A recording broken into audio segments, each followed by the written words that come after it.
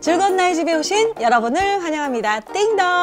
안녕하세요. 전효실 코치입니다.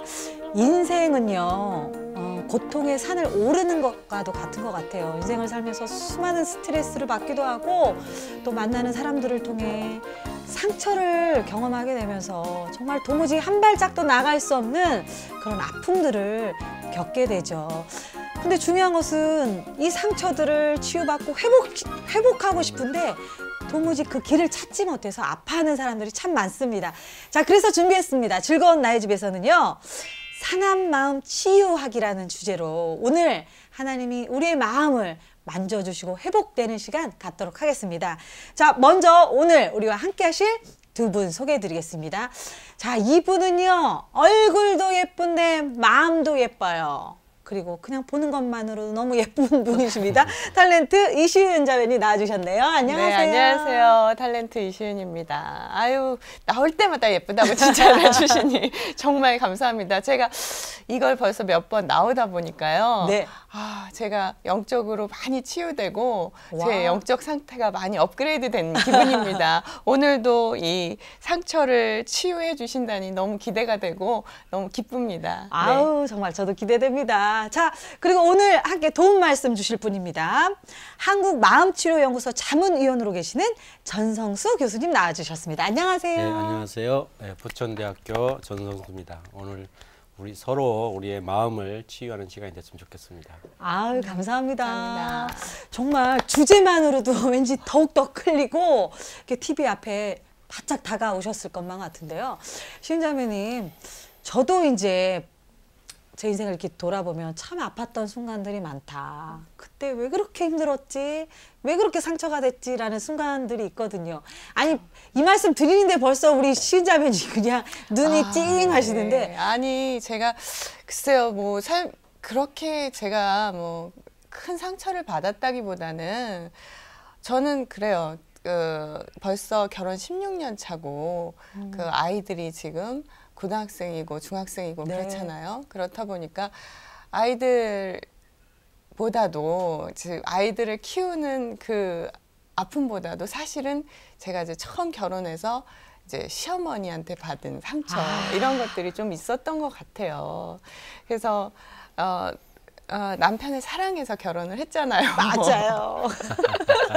남편을 사랑해서 결혼했기 때문에 이제 시어머니도 당연히 사랑합니다. 그리고 지금 한 16년 되고 그러다 보니까 어머님과의 관계도 많이 좋아지긴 했어요. 근데 처음에 제가 이제 큰 며느리로 들어와서 저는 어머님이 이제 하시는 대로 제가 참 순종하고 잘 살았다고 생각을 하고 네. 그러다가 저한테 이제 동서가 생겼어요. 예, 저희 이제 도련님이 결혼을 하셔서 이제 그랬는데 그 동서가 참 철부지였어요. 그래서 저 같았네요.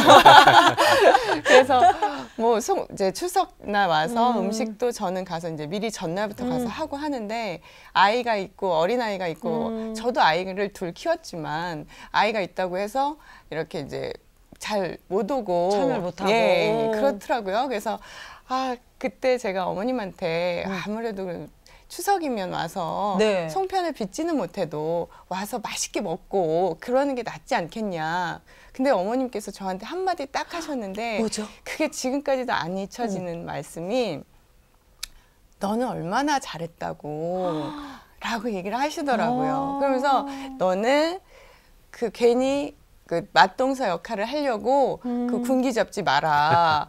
그러시면서 그 동서와의 관계에 대해서 그렇게 얘기하셨을 때 제가 동서를 그 다음부터는 더 다정다감하게 못 하겠더라고요. 와, 그러니까 어떻게 보면 그때 받았던 그 한마디, 내가 최선을 다했지만 한마디 던지셨던, 물론 어머니 입장에서도 생각이 있으셔서 그렇겠지만 그게 너무 큰 상처로. 네. 아우, 정말. 그러니까 네. 제가 어머님이 그렇게 얘기하셔서 저는 정말 어머님한테 그동안 한다고 한 것 같은데 그렇게 말씀을 하시니까 정말 너무 기운이 빠지고 이 사실을 사실 어머님이 모르시는데 제가 그 뒤로 내색은 한 적은 없어요. 예. 참 며느리들이 힘듭니다, 교수님.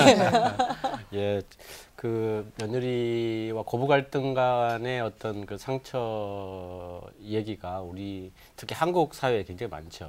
그렇죠. 우리가 정말로 그 먼 데서 상처받는 게 아니고요. 가장 가까운 데 받습니다. 여기 가장 가까운 데 받는다는 건 바로 가족들에게서 받는 거거든요. 그러니까 부부 사이에 받고, 그 다음에 부모와 자녀 사이에 받고, 또 자녀 때문에 상처받기도 하고, 자녀에게 상처를 주기도 하고. 그래서, 근데 중요한 거는 이게, 그걸 이제 성경은 이제 쓴뿌리라고 기록하죠. 네. 그런데 쓴뿌리는 히브리서 12장 15절에 뭐라고 말씀하냐면, 나를 괴롭게 하고, 또 주변 사람들 힘들게 한다. 그렇게 말합니다. 그래서 그런 쓴뿌리에 빠지지 않도록 조심해라. 그 야곱 같은 경우에 이게 죽을 때 축복을 하려면 이 마지막 이게 축복을 하면 네. 좋은 말로 축복을 해야 되지 않습니까? 그렇죠. 근데 12아들에게 각자가 이제 안수하면서 축복하는데 시몬과 레이에게는 2번씩이나 저주라는 단어를 직접 씁니다. 그러니까 그 얘기는 예전에 그 자녀들이 자기를 속속였던 그 상처가 떠올라가지고 치유가 안 된 상태에서 본인의 상처가. 네, 그래서 아들에게 저주를 퍼붓고 죽습니다.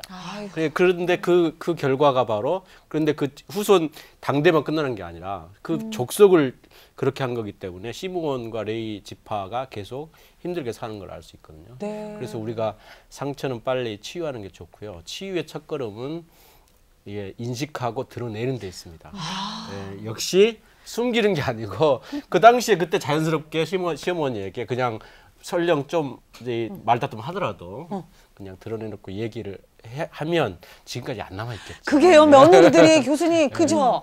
쉽지 않죠, 물론. 그게 네. 쉽지 않죠. 그렇습니다. 근데 결국은 교수님 말씀하신 것처럼 이걸 내가 드러내지 않으면 내 안에서 이게 골마 터지는 것 같아요. 네, 근데 제가 언젠간 한번 어머님께 말씀을 드려야지라는 생각은 하고 있어요. 왜냐하면 저 마음속으로는 치유하려고 사실 하나님께 맡기고 기도도 많이 해봤어요. 근데 그 문제가 제 동서와 무슨 문제가 부딪히기만 하면 자꾸 그 말이 떠올라서 제가 동서를 잘해주려다가도 그게 걸림돌이 되더라고요. 아니 이게 또 시은 자매님이 하나 내놓으셨으니까 네.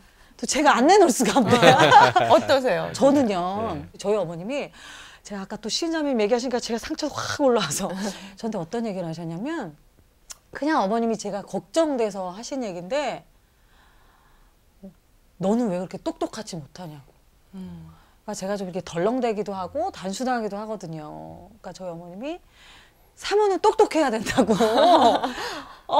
그렇게 덜렁대면 안 된다고. 반대로 말씀하셨는데요. 네, 굉장히 똑똑하기 그걸 때문에 모르시는 거죠. 똑똑하기 때문에 예, 반대로 말씀하셨습니다. 아니 근데 그 시인자매 얘기하신 것처럼 그 당시에 제가 좀 마음이 좀 안정감이 있고 좀 제가 평안했으면 그 말씀을 하셨을 때 그걸 받아들이기가 쉬웠는데 그 하나만을 제가 받아들이고 아 어머님은 나를 싫어하시는구나. 내가 못한다고 생각하시는구나. 그래서 그 얘기를 듣고 제가 한 6개월을 너무 고통 가운데 보냈던 것 같아요. 똑똑하지도 못한 게 왜 사모가 돼가지고 막 이런 생각들이 있었던 것 같아요. 저희가 이렇게 뭐 시인자매님과 제가 작은 삶들을 나눴지만 우린 너무 상처받기 쉬운 것 같아요. 관계 속에서 또 환경 가운데 누구나 다 어떻게 보면 상처받을 준비를 하고 사는 것 같은데요. 즐거운 나의 집 앞으로 여러분의 아픈 내용들, 상처받았던 이야기들을 또 용기 내서 올려주셨습니다. 우리 시은자매님 준비하셨죠? 네, 제가 사연 읽어드릴게요. 네, 첫 번째 사연입니다. 안녕하세요. 저는 이지윤 자매라고 합니다. 저는 제 남자친구와 대화를 하다 보면 남자친구가 안쓰러울 때가 있는데요. 그건 제 남자친구가 자신의 부모님과 형제들에 대한 원망하는 마음이 있기 때문입니다. 그런데 지금 저는 남자친구와 결혼을 준비하고 있거든요. 그래서 더욱 남자친구의 가족 이야기를 들을 때마다 마음이 편치 않네요. 제 남자친구는 3형제 중 차남인데요. 어린 시절 형과 남동생은 부모님과 함께 살았지만 가정 형편상 제 남자친구만 중학교 때까지 할머니 집에서 자랐다고 합니다. 그래서인지 자기 형과 남동생에 대한 열등감이 좀 있는 것 같고 부모님하고도 다른 형제들에 비해 사이가 조금 어색해 보이고 실제로도 사이가 좋지 않더라고요. 그리고 남자친구 부모님도 형과 동생에 대한 기대감이 큰 반면 남자친구인 둘째 아들에게는 그리 기대감이 크지 않다고 하더라고요. 사실 제가 볼 때도 부모님이 남자친구와 다른 형제들을 편애하시는 것 같긴 해요. 그래서 참 안타까운데 어쩌면 좋죠? 하셨어요. 어떻게 보면 아까 교수님 얘기해 주신 것처럼 가장 상처받기 쉬운 곳이 가정이고 가족이 아닌가. 신여배님은 자라면서 어떠셨어요? 저는 다행히 지혜로운 부모님 밑에서 오히려 제 동생이 좀 상처를 받았을 거예요. 저희는 아빠가 저를 좀 편애하셨어요. 이뻐하셨다는 얘기예요? 편애는 아니고. 네. 아니 어떻게 이뻐하셨어요? 네, 어떻게 이뻐하셨냐면 항상 제 동생은 좀 깍쟁이에요. 물건을 자기 것만 챙기고 좀 그런다고 많이 혼내셨던 것 같아요. 저는 좀 털털해서 동생한테 뭐 제가 쓰던 것도 같이 쓰고 동생 것도 제가 좀 쓰려고 하면 제 동생은 막 싫어했거든요. 자기 거 뺏기지 않으려고. 그러면 이제 아빠 많이 혼내셨던 것 같아요. 언니야도 좀 주라고. 너는 왜 이렇게 얌체같이 하냐고. 근데 제 동생이 그런 부분에서 아마 자기 것을 못 가진 거에 대한 그런 상처가 좀 있었을 거예요. 동생이라서. 그렇군요. 또 저는 또 동생으로서 생각해보니까 저는 오남매였는데요. 네. 제가 넷째였어요. 네, 네. 근데 맨날 저는 제 기억에 제가 여자임에도 불구하고 치마를 입어본 기억이 없어요. 제 위로 오빠 두 분인데 오빠들 입다 떨어질 듯한 멜빵 청바지예요. 그래서 소원이 정말 새 옷 한번 사주시지.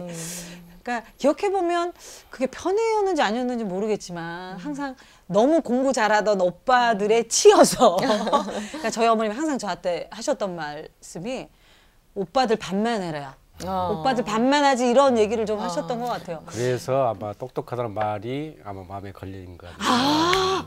그게 또 연결이 되네요. 그렇습니다. 교수님, 이 사연처럼 네. 정말 신자매님이나 저의 이런 이야기들처럼 참 가정 안에서 부모로 인해서 또 형제로 인해서 받는 상처들이 크네요. 맞습니다.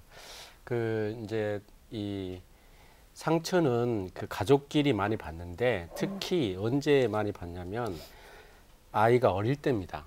왜냐하면 아이가 어릴 때는 마음에 방어막이 없어요. 이 세상에 대한 저항을 못 하잖아요.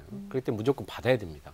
그렇기 때문에 반응을 제대로 못 하기 때문에 부모들이 알게 모르게 그냥 상처를 줄 수밖에 없습니다. 근데 왜 이 사연의 경우는 어릴 때 가장 중요한 게 애착입니다. 애착이 형성되어야만 부모와 자녀 간의 관계가 원활해집니다.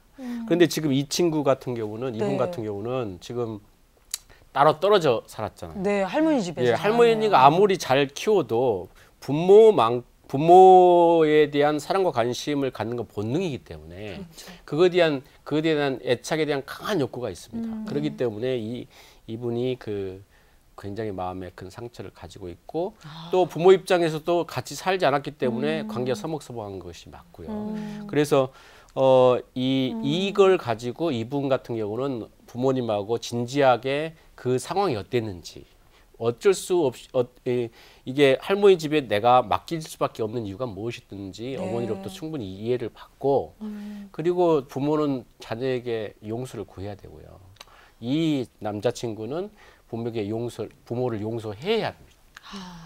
그래야만 이제 애착에 의한 어떤 상처가 치유될 수 있고요.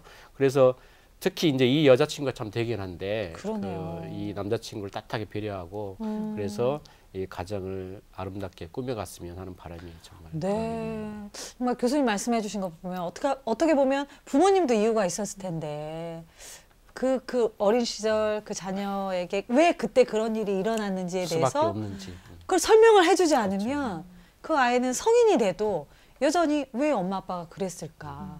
사실 저도 할머니 밑에서 자랐거든요. 저희가 오남매였는데 몇 살부터 몇 살까지? 저도 한 4, 5살 때부터. 근데 저도 사연하고 좀 공감이 되는 게 할머니 할아버지가 따로 사셔서 가위바위보에서 제가 졌대요. 그래서 저를 보내셨대요. 아니 그러니까 저도 그 얘기밖에 못 들은 거예요. 그래서 어린 시절에 항상 그 대문 밖을 보면서 어머 눈물 날 것 같다. 사모님이 얼마나 힘든지 제가 공감할 수 있고요. 그다음에 그러네요. 다행히 그나마 저 때 후에 갔거든요. 4살 좀 갔으니까 3살까지는 그래도 부모님하고 애착 관계를 형성했기 네. 때문에 그나마 지금 사모님 이렇게 건강하게 자라고 있는 겁니다. 근데 제가 자라면서 이제 떨어졌다가 중학교 이후에 다시 이제 부모님께 갔는데 엄마랑 너무 어색한 거예요. 사실은 아빠랑은 너무 좋은데 애착이 형성이 안 돼. 근데 제가 결혼 직전에 어머님하고 회복되는 시간이 있었어요. 아, 그러니까 어머니께 이제 제가 물었어요, 정말. 엄마 왜 그때 나만 떼놓으신 거예요? 제가 아무리 가위바위보에서 저도 그렇죠. 그렇죠. 근데 가위바위보에서 졌던 게 아니었더라고요. 전 얘기를 그렇게 들었는데 정말 엄마 아빠는 제가 너무 어렸으니까 장사를 하셨거든요. 네. 그나마 할머니한테 보내면 잘 보호받겠다라고 그렇죠. 생각하셔서 보내셨대. 근데 그 순간 저희 어머님이 되게 많이 우셨어요. 아, 네가 그렇게 생각했을지 몰랐다고.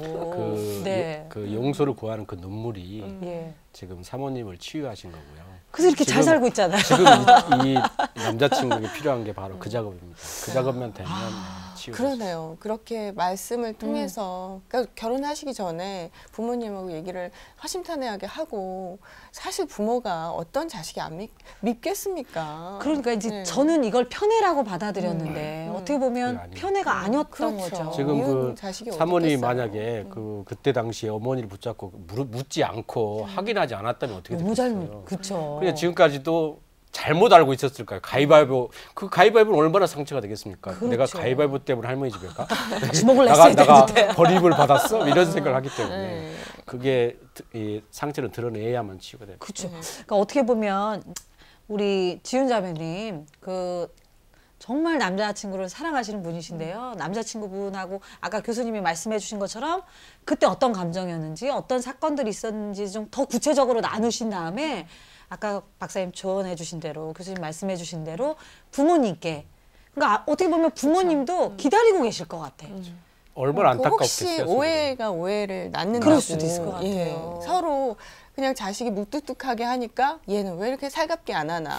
부모님은 또 맞아, 그렇게 생각하실 맞아. 수도 있을 것 같아요. 그렇죠. 그래서 조금 부모님과의 그런 시간들을 좀 가지시고 용기 내서 좀 본인의 감정들을 좀 얘기하신다면 상상할 수 없는 또 다른 부모님들의 답변이 있지 않을까. 이해될 수 있는 그런 이유가 있지 않을까. 그런 생각이 경험으로서 저는 말씀드립니다. 아유, 첫 번째 사연 뭉클합니다. 자, 그러면 이번에도 편지 사연 준비되어 있습니다. 네, 두 번째 사연입니다. 안녕하세요. 저는 청년부에서 거의 맏언니를 맡고 있는 33살의 자매입니다. 맏언니라서 그런지 많은 동생들이 따르고 그래서 동생들의 기도 제목을 듣고 조언을 해줄 때가 많거든요. 그런데 그중 24살의 한 형제가 다른 친구들과는 많이 다르다는 느낌이 들어서 질문을 드립니다. 이 친구의 전공은 일본어였는데 일본에 큰 지진이 나자 이 친구는 일본어과에 미래가 없다고 엄청 걱정을 하더라고요. 그래서 많은 지체들이 일본에 지진이 났다 해도 앞날은 모르는 거라고 조언을 해주었죠. 그런데 우리의 조언이 무색하게 그 형제는 굉장히 부정적으로 생각하면서 학교를 휴학하더라고요. 사실 이 친구는 평소에도 부정적일 뿐만 아니라 늘 다른 사람 눈치를 보고 죄송하다는 말을 입에 달고 삽니다. 죄송할 일이 아닌데도 마치 자기가 너무 큰 잘못을 한 마냥 어쩔 줄 몰라 하는 거죠. 뭔가 마음에 상처가 있는 것 같은 느낌이 들긴 하는데 제가 어떻게 대하면 좋을까요? 하셨어요. 어떻게 보면 정말 24살이면 한참 패기도 있고 열정도 있고 막 그래야 될 그럴 나이인데. 네, 그죠? 생각이 너무 많은 친구 같아요. 그쵸. 네, 미리 걱정할 필요가 없는데 이렇게 일본에 지진이 났다고 해서 일본이 그렇게 쉽게 그렇진 않을 텐데요. 그 상처가 있어서 이제 스스로 좀 불행하다고 생각하는 경우는 네. 모든 조건들을 자기를 불행하게 만드는 것으로 받아들여서 네. 이 아무렇지도 않는 이 사건이 마치 자기에게만 일어난 것처럼 해석을 해가지고요. 이렇게 부정적으로 받아들입니다. 그런 대표적인 예가 이제 성경에서 이제 사울이 있습니다. 네. 우리가 사울은 하나님이 선택했지 않습니까? 네. 그런데 그 잘못된 길을 가죠. 그런데 처음부터 사울이 하나님이 선택할 때부터 그랬느냐? 전혀 아닙니다. 그 기스 집안에 아주 유력한 집안에 키도 뭐 컸고 네. 그래서 왕의 체질을 갖추고 있었습니다. 그 다음에 효자였어요. 그 아버지 당나귀 한 마리 저버렸다고 네. 온 이스라엘을 찾아서 헤맬 만큼 효자였습니다. 그리고 행구 뒤에 숨을 만큼 겸손했습니다. 그리고 하나님이 이 성경을 이렇게 됐습니다. 새로운 마음을 주셨고 영을 주셨다. 네. 다윗은 계속 새로운 마음을 달라고 기도했지 않습니까? 그런데 그래서 사울 같은 경우 예언의 은사까지 받았습니다. 네. 그런데 그런 사울이 왕이 되고서 교만해졌습니다. 그런데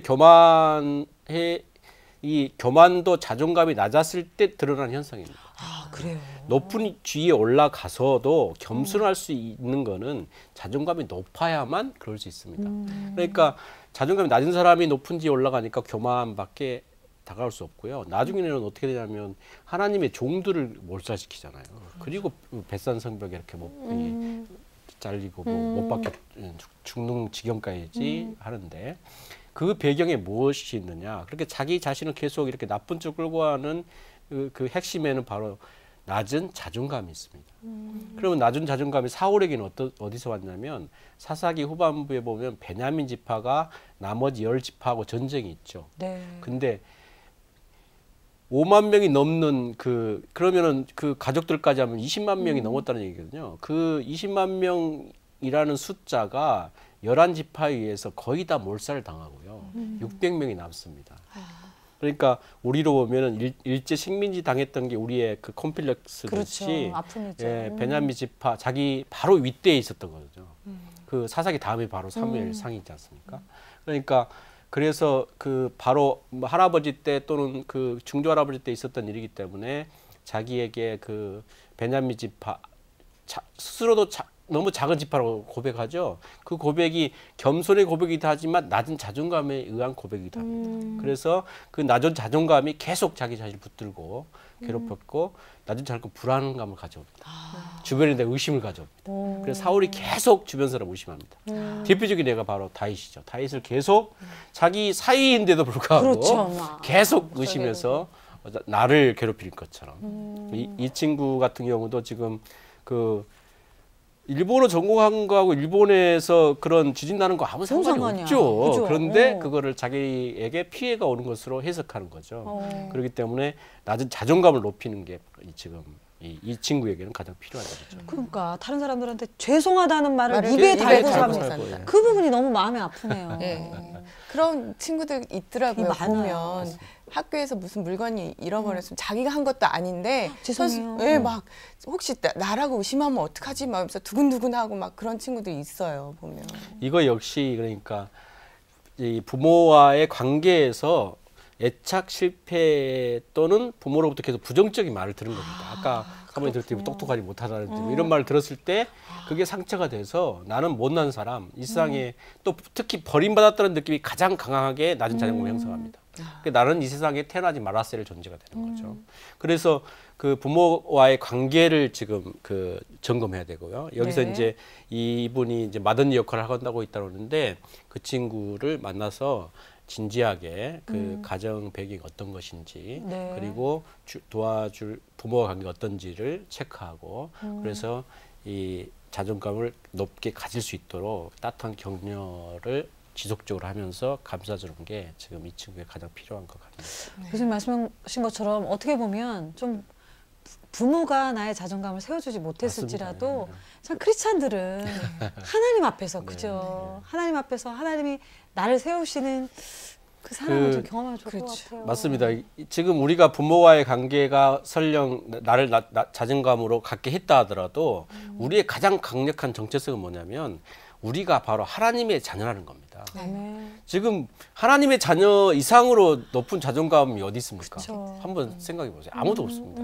내가 지금 절대자의 자녀인데 그렇기 때문에 내가 절대자의 자녀이기 때문에 세상에 그 누구도 내가 눈치 볼 필요도 없고 뒤볼 필요도 없고 뭐 미안하다고 그럴 필요도 없고 그렇기 때문에 그런 그 신앙 안에서 내가 하나님의 자녀라는 정체성만 분명하게 확고해지면 네. 예전에 부모 관계 어땠든 간에 새롭게 어떤 자존감을 세울 수 있는 신앙 안에서 한 방법이죠.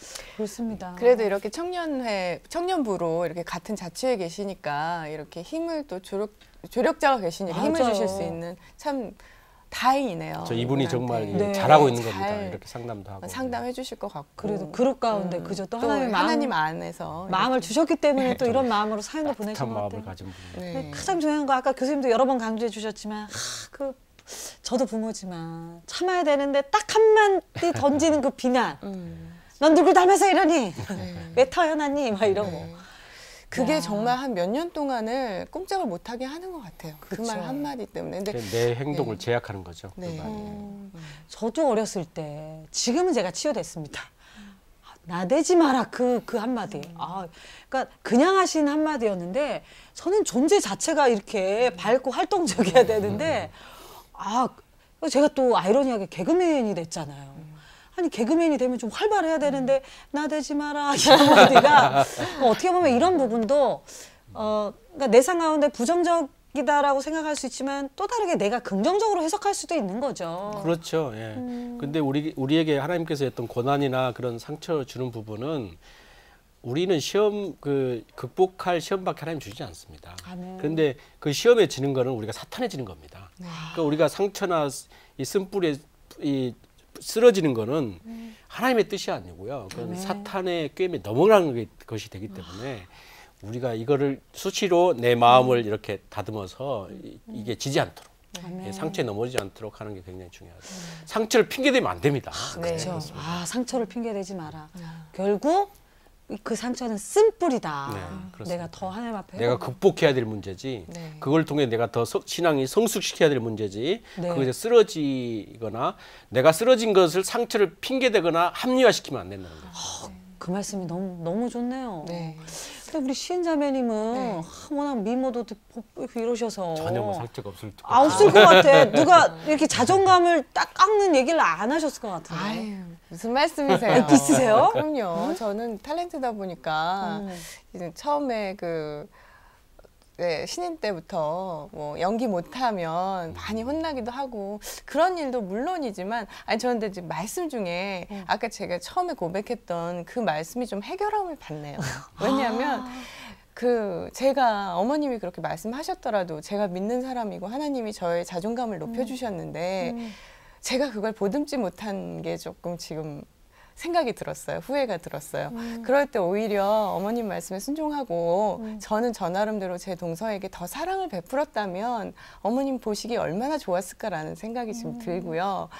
그때 어머님이 말씀하신 건 사실 그 내용이었거든요. 괜히 동서 사이에 제가 군기 잡는다고 나서서 동서 사이가 멀어지고 집안에 이제 괜히 무리를 일으킬까봐 그걸 걱정하신 거로 지금 어머님이 제가 잘 못했을 때 내가 너를 다독였듯이 너도 동서를 잘 다독여줘라 라는 말씀이셨을 텐데 사실 갑자기 문득 그 생각이 들으면서 제가 좀 사랑이 모자랐었구나라는 생각이 드네요. 어떻게 보면 네. 뭐 그 한마디 네가 자랑이 뭐 있다고 그거 자체가 아니라 아까 자매님 얘기하신 것처럼 그 이면에 깔려 있는 우리 쌤을 너무 믿고 또 더 해주길 바라는 그런 마음이 있으셨나 보네요. 그게 만면에 대한 기대죠. 네, 제가 좀 어머님이 못하는 부분을 제가 좀 하기를 원하신 것 같은데 제가 그렇게 잘 못했던 것 같네요. 지금 깨달음을 주시니까 감사합니다. 그러니까 정말 우리 신자님도 얘기해 주시고 교수님도 얘기해 주셨지만 사실 그것만 넘으면 되는데 그죠? 어떻게 보면 평생을 그 한마디 때문에 제가 지금 제 사랑이 좀 부족했다는 게 깨달아지면서 어머님 사실 되게 저는 고부 갈등이 다른 집보다는 좋은 편이고 어머님이 저를 많이 이해해 주시고 제가 일하는 며느리라 어머님이 저를 잘 대해 주세요. 그럼에도 불구하고 어머니가 한마디 때문에 여태까지 내려놓지 못하고 풀지 못한 것들이 지금 있다는 게 좀 죄송스럽네요. 이제 우리 신자님이 깨달으셨기 때문에 이번 명절 아주 분위기 좋을 것 같습니다. 너무 감사합니다. 감사합니다. 저희가 정말 상한 마음을 치유하는 시간 갖고 있습니다. 여러분의 사연과 함께 하고 있는데요. 그 사연들을 통해서 정말 우리 모두의 삶을 만져주시는 것 같습니다. 자, 다음 사연 이어가겠습니다. 다음 사연은요. 제가 우느라 깜빡했네요. 다음 사연은 저는 27살 찬양 목회자를 꿈꾸는 형제입니다. 제가 큰 고민이 있는데요. 예전에 저희 가족은 큰 교회를 섬겼습니다. 저희 아버지는 장로님이시고요. 그런데 저희 아버지가 시험을 당하셨습니다. 아버지가 워낙 성격이 고지식하셔서 청렴 결백하긴 했지만 지금에 와서 뒤돌아보면 다른 성도분들과의 이해 부분이 부족했던 것 같습니다. 어느 날부턴가 안수 집사님들과 다른 장로님들과 건축 문제로 사이가 안 좋아지고 결국 명예롭지 못하게 교회를 떠나게 되었습니다. 그리고 자연스럽게 저희 가족이 다른 동네로 이사를 가게 되면서 그 지역의 중형교회로 옮기게 되었습니다. 하지만 엄마 아빠는 교회에서 쫓겨났다는 생각에 신앙생활을 열심히 하지 못하고 계십니다. 교회에서 쫓겨났다는 수치심이랄까? 이런 게 드시는 것 같습니다. 사람들이 수군거리는 것 같아서 교회에 나가는 게 편치 않으신 거죠. 전에 다니던 교회에서 어떤 일이 있었는지 지금 교회 성도분들은 알지도 못하는데 말이죠. 그래서 정말 안타깝게 그지없습니다. 부모님이 어떻게 하면 다시 교회와 하나님께 가까이 갈 수 있을까요? 아유, 참, 이 자녀분이 부모님을 바라보면서 얼마나 마음이 여자네요. 아팠을까. 네. 그죠. 네. 우리가 제일 용서하지 못하는 사람이 누굴까요? 자신? 그렇습니다. 그럴 것 같아요. 그럴 것 네. 같아요, 저도. 지금 우리는 다른 사람을 용서를 잘 합니다. 그리고 또 하나님의 명령이 있기 때문에 또 용서할 수 있죠. 그런데 정작 자신이 자신을 용서하지 못한 경우가 많습니다.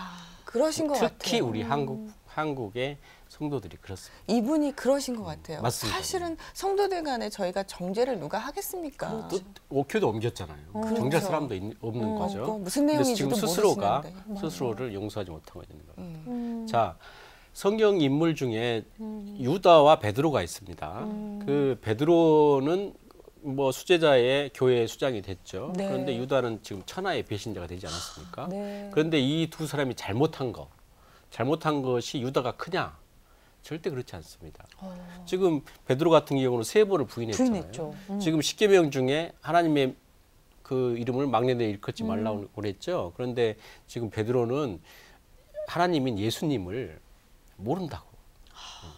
저주까지 하면서 그렇게 배신했잖아요. 그럼 그게 유다에 비해서 절대 작은 죄가 아닙니다. 네. 그런데 지금 거의 비슷한 죄를 지고서 한 사람은 왜 천하의 배신자가 돼 있고 한 사람은 지금 교회에서 가장 중요한 인물이 되어 있습니까? 그 이유는 자, 이 유다 같은 경우도 이 잘못을 뉘우쳤습니다. 자기가 잘못한 걸 알았어요. 그리고서 뉘우치고 알았다고 성경에 기록하고 있는데 그 다음 행동이 뭐냐? 그 다음 행동이 내가 잘못했으니까 그 잘못을 스스로 책임지겠다고 자기 자신을 자기가 심판해서 목매달아 죽었습니다. 즉 유다가 자기 자신이 잘못한 것까지는 잘못을 인정한 것까지 좋았는데 자기 자신을 용서하지 못하고 스스로 재판을 해가지고 뭐 죽었습니다. 그리고 베드로는 지금 부활한 예수님을 만나고 있는데 그 3번 부인하고서 예수님이 이제 부활을 했잖아요. 그런데 부활한 예수님을 바라보는 그 베드로가 마음이 편할까요? 아니면 아주 신기해서 정말 하나님이다 그랬을까요? 여러 가지 물어보고 마음이 아플 것 같고. 그렇게 하나님께 예수님께 다가가고 싶은데 뭐가 막습니까? 3번 부인했던 자신. 잘못이 막습니다. 그래서 예수님을 만나는 게 고통입니다. 옛날 잘못한 게 생각나니까. 그런데 그래가지고 어디로 들어가냐면 예루살렘에 있던 베드로가 야 고향이나 가자, 고기나 잡으러 가자. 그리고 갈릴리로 가버립니다. 즉 우리가 고향 떠나가지고 고향을 다시 돌아갈 때는 딱 2가지죠. 성공해가지고 자랑하려고. 그 다음에 실패해가지고 어쩔 수 없어서 베드로는 지금 어쩔 수 없어서 지금 정말 아픈 가슴을 가지고 베드로 이 옛날 직업으로 돌아가는 겁니다. 고기 잡으러. 근데 고기 잡은 현장에 예수님께서 나타나셨어요. 그러고서 예수님 뭐라고 묻습니까? 네가 다른 사람보다 나를 더 사랑하느냐. 나를 사랑하느냐를 몇 번 묻습니까? 세 번. 왜 세 번 묻습니까? 똑같이 세 번 하시는 거예요? 세 번 부인한 거에 아이고, 대해서 한 번씩 예수님께서 그 아픈 베드로의 상처를 어루만지고 있는 거고요. 그렇기 때문에 그러고서 만약에 베드로가 그렇게 설령 예수님의 용서를 받았다 하더라도 자기 자신을 용서하지 못했다면 과연 뭐 3천명 회개시키고 뭐 거꾸로 십자가에 못 박혀 죽을 수 있겠습니까? 절대 그럴 수 없습니다. 즉 베드로는 자기가 그렇게 잘못했음에도 불구하고 자기 자신을 용서했습니다. 자, 이 장로님은 지금 뭘 못하고 있느냐면 자기 자신을 용서하지 못하고 있고요. 그래서 주변에 아무도 나를 지금 그런 상황인지 알아주는 사람이 없음에도 불구하고 스스로 지금 수치감에 있거든요. 그래서 그 지금 이 아버님을 도와줘야 되는 거는 지금 그 아버님은 제가 보기 청렴하신 것 같습니다. 네. 그리고 지금 상황 때문에 지금 상황이 그렇게 만든 거지 자기가 잘못해서 그런 것이 아니기 때문에 아들이 입장에서 지금 효자인데요. 아버님하고 진지하게 한번 그때 일을 꺼내셔서 그것이 그 예수님께서 우리의 죄를 지금 십자가에 못 박고 돌아가신 거잖아요. 그러니까 나의 어떤 죄도 다 용서하셨어요. 그렇기 때문에 내가 나를 용서하실 수 있어야 돼요. 내가 용서하지 못하는 건 예수님의 십자가를 부인하는 거예요. 그렇지 않겠어요? 그렇기 때문에 이 아버님이 자기 자를 용서하고 하나님 안에서 거듭날 수 있도록 자녀가 아들도 컸으니까 진지하게 대화를 통해서 풀어보는 것이 어떤가 싶은 생각이 드네요. 네. 아, 참 베드로와 유다에 대한 그 삶을 또 그렇게 소개해 주시니까 우리의 모습을 네. 보게 되는 것 같아요. 우리는 어떤 그 모양으로, 그 크기로 내가 용서받을 수 있을까라고 생각하지만 하나님이 보실 땐 그게 중요하지 않다는 거죠. 네. 우리가 회개만 하면 됩니다. 회개해서 진심으로 자기 잘못을 인정을 하면 하나님께서 그 고백을 들으시고 다 용서하시기 때문에 그 다음부터는 이제 깨끗이 도말한 거예요. 그 죄를 자꾸 쑤시는 거는 지금 사탄이 하는 거기 때문에 그게 넘어지면 안 돼요. 그렇군요. 참 어떻게 보면 자신의 그 상처를 인정하는 거, 그리고 나 스스로를 용서해야겠다. 맞습니다. 정말 하나님 앞에 나아가야겠다라는 그 시작이 출발이 너무 중요하다라는 생각이 드네요. 오늘 교수님 소개해 주신 거 보니까 정말 성경에서도 이렇게 마음에 상처를 입었던 인물들이 참 많아서 위로가 되는데요. 우리랑 똑같은 성질을 가진 똑같은 사람입니다. 예를 들면 요셉도 그렇지 않을까요? 요셉도 상처가 있었을 것 같아요. 요셉이 상처받을 가장 많이 받은 그 상황입니다. 상황으로 보면. 그렇죠. 자, 형제들 한번 보십시오. 요셉 같은 경우는 자기가 잘못한 게 없습니다. 그냥 아버지 편애 때문에 채석을 입었던 거고. 네. 그러고 그랬는데 갑자기 그 채석을 핑계대고 지금 죽을 뻔하잖아요. 구덩이에 빠져서. 맞아요. 그다음에 형들에 의해서 팔리는 경우가 있습니까? 그러니까 이상한 형들이 그런 경우가 없었죠. 그래. 무슨 안 팔렸어요. 형들 때문에 지금 팔린 데다가 팔려가지고도 지금 노예 생활을 지금 10년이 넘게 하는 거고요. 저 17살에 팔려서 30살에 총리가 됐으니까 13년을 노예에다가 감옥 생활을 합니다. 감옥도 어떻게 갔냐면 하나님 말씀대로 살고자 해서 간 겁니다. 즉 유혹에 넘어갔으면 안 갈 수도 있어요. 근데 유혹을 물리쳤기 때문에 간 거잖아요. 네. 즉 누명을 쓰고 간 거 아닙니까? 얼마나 억울하겠어요. 지금 상황으로 보면 요셉만큼 상처받을 수 있는 상황이 성경 인물에 별로 없습니다. 그런데 요셉은 그런 상처받을 수 있는 상황을 오히려 자기 자신을 성숙시키는 기회로 삼습니다. 저는 요셉에서 우리가 가장 배워야 되는 건 바로 우직함입니다. 우직함. 한결같이 하나님에 대한 믿음을 아주 굳건하게 세우고 어떤 그 노예 생활이든 감옥 생활이든 누명이든 뭐 나귀를 죽이려고 했던 상황이든 간에 언젠가는 하나님이 내게 꿈꾸게 하셨던 그 두 가지 꿈이 있죠. 그 꿈을 언젠가는 이루게 하실 것이다.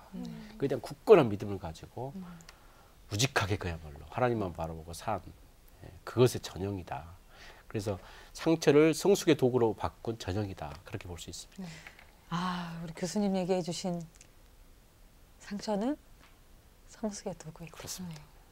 참 그 말씀이 너무 가슴에 와닿네요. 그런 예가 너무나 많습니다. 자, 바울 같은 거 한번 들어보죠. 바울 같은 경우는 자기는 하나님을 열심히 섬긴다고 예수님을 믿는 사람들을 다 죽이고 핍박했습니다. 그런데 그 하나님을 정말 그렇게 열심히 섬긴다고 한 것이 예수님 관점에서 보니까 예수님을 가장 괴롭힌 것이 되어버렸어요. 자기 앞에서 스데반이 죽었습니다. 자, 그러면은 바울이 스데반을 죽인 또는 그렇게 핍박한 것에 대한 죄책감이나 그런 게 없었을까요? 너무 컸을 거예요. 얼마나 컸겠습니까? 그것도 하나님을 잘 섬긴다고 한 핑계를 가지고 그랬습니다. 그 얘기는 바울의 고백 중에 나는 어떤 상황에 있어서도 자족한다. 내가 비천한에도 자족하고 뭐 풍족한 것도 자족한다. 그 자족할 수 있는 마음이 가장 우리 마음에 이렇게 높은 단계입니다.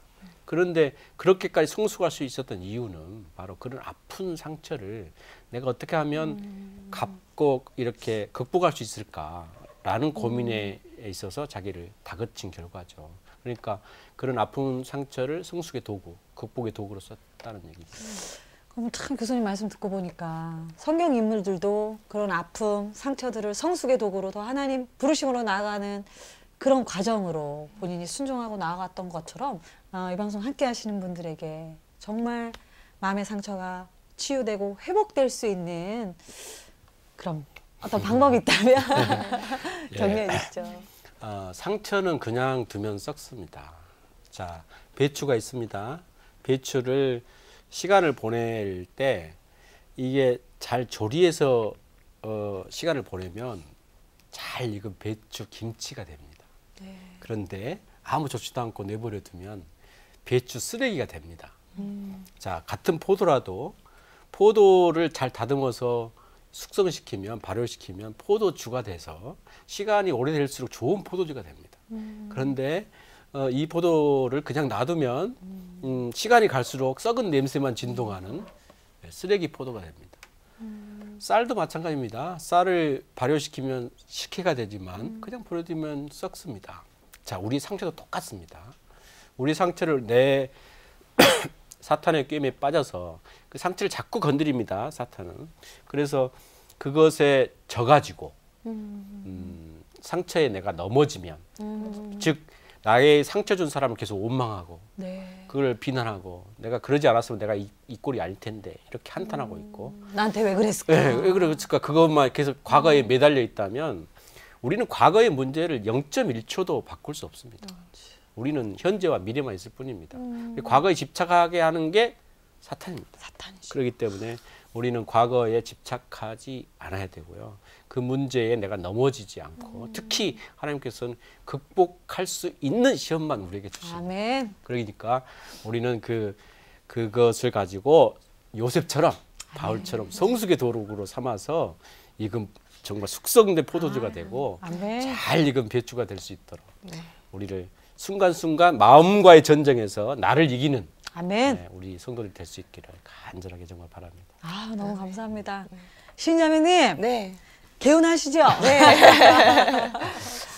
정말 요셉처럼 바울처럼 그분들이 이렇게 스스로를 치유할 수 있었던 분들이 굉장히 크게 쓰임 받으셨잖아요. 아멘.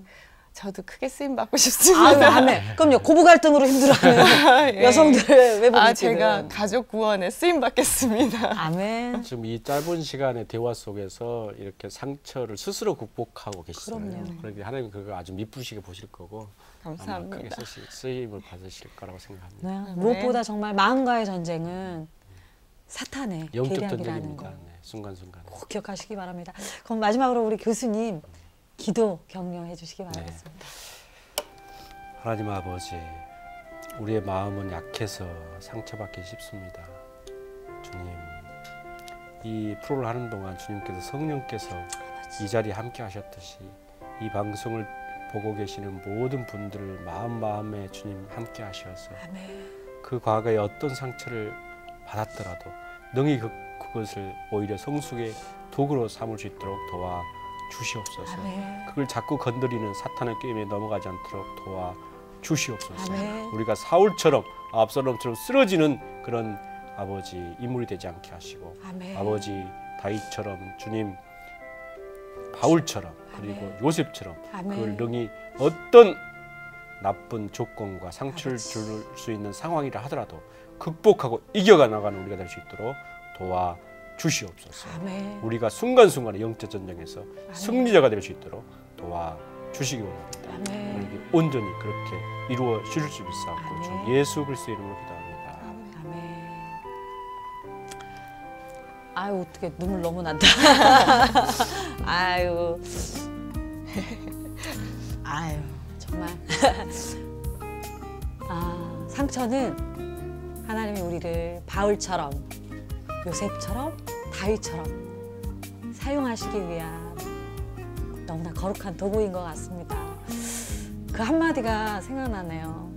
예수님이 아프고 쓰러져 있는 우리에게 다가오셔서 그 물으시는 한마디, 내가 낫고자 하느냐, 낫고자 하느냐 물으실 때 정말 예, 낫고자 합니다라는 그 우리의 대답 한마디를 너무나 간절히 기다리시는 그 주님 앞에 우리의 모든 상처와 연약함과 아픔들을 쏟아내는 그런 우리의 삶이 되었으면 하는 생각이 듭니다. 아유 제가 오늘 너무 주받고 은혜 받는 것 같아요. 너무너무 감사하고요. 여러분들 우리 마음과의 전쟁에서 승리해서 정말 우리도 성경책에 기록될 수 있는 그런 위대한 하나님의 사람들이 됩시다. 자, 즐거운 날지 언제나 여러분들과 이렇게 함께 나누고 울고 웃고 행복하고 싶습니다.